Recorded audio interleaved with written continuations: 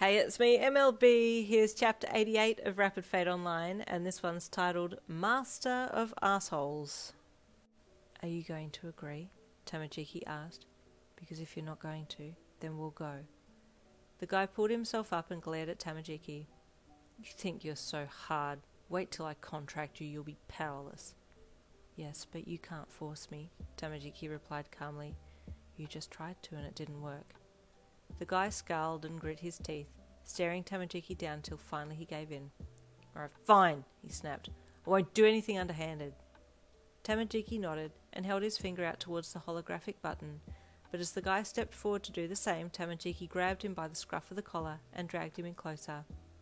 You'll pay if you do, your man said lowly, and for a second there you felt his butterfly persona jump out. The guy yanked back and straightened up, then pressed the consent button, as did Tamajiki, a yellow slave seal appearing on his arm, only just visible below his sleeve. Your turn, the guy grunted at you, and you glanced at Tamajiki to make sure it was okay before getting your own slave seal. As your character's skin yellowed, a strange stinging sensation appeared, and you pulled your sleeve up to watch the mark appear before the stinging left, and all that was in place was a yellow emblem. Now, the guy said, you'll refer to me as Master, and you'll act like obedient people in public. Is your penis that small that you need to compensate so much you're resorting to pretending you have actual slaves? You thought to yourself, giving Master a very deadpanned look. You and Tamajiki just stood and waited for him to finish his little power-hungry spiel, then remained silent to see if he would tell you what he needed you to do, but he just stood there with a smug look on his face. So, what do you need us for? You asked him. Moving guns to a higher level in your inventory, he replied. If I get stopped, they'll check me, but if you're sneaking past as travellers, then they won't check you. But if you do get stopped and caught, then you get the fine and penalties. You narrowed your eyes at him. He just smirked. Tamajiki just nodded. My fellow slave and I need to rest before we do that. Please show us to our quarters so that we may log out, Tamajiki said to him. Master grunted, then gestured down the hall. You share the same room. First door on the left.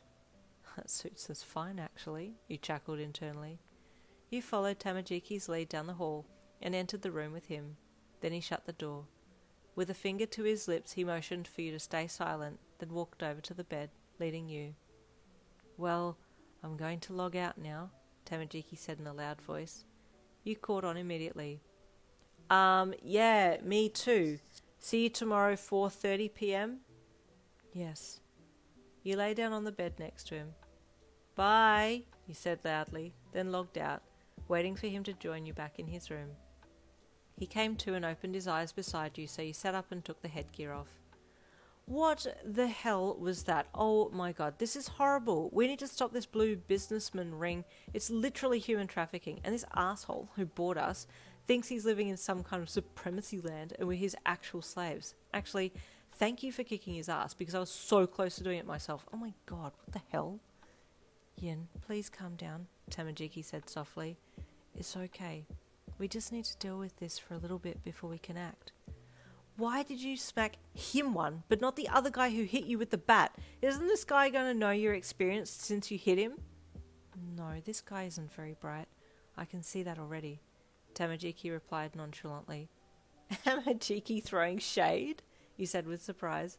That's something I never thought I'd see. He blushed and looked away as he scratched his cheek.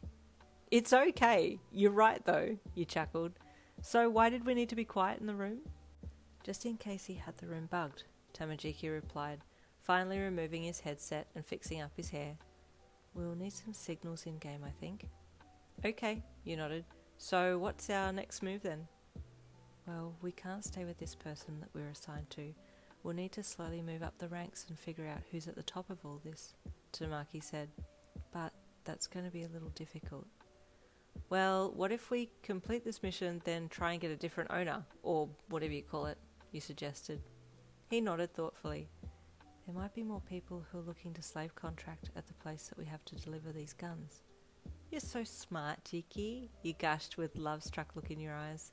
I'm so lucky to have you. He blushed shyly and looked down, fiddling with his fingers. It's because of you that I could be like this, he replied softly. No, I think it's you, you replied with a loving smile. You've always had it in you. He looked at you, and you leaned in to give him a hug. But for now, I think I need to get home to bed. We have school again tomorrow. Oh, you're right, he replied. Let me walk you home. Home he walked you, hand in hand, happy to be together, and happy to be doing another mission together. Time with your bestie was fast running out, and you tried to spread your time evenly with her and Tamaki, but he understood that she would be leaving soon, and you needed to be there for her as much as you could before she left. Hey, Jiki, I'm so sorry. I'm not going to be able to be in-game tonight, you said to him as you approached his locker. Bestie wants to hang out. He nodded. That's okay. I'll go in-game for a bit and deal with our master, then I can tell you about it tomorrow. You nodded. Sounds good. Knock him in the back of the head if you need to. I support you. If I could use my quirk in-game, I'd use my clamshell, Tamaki replied, making his fist into a clamshell to show you. That would be wonderful, you chuckled. Oi! Stop cheating on me! Your best friend called loudly as she walked over to you and Tamaki. And there ends chapter 88. Stay tuned for chapter 89.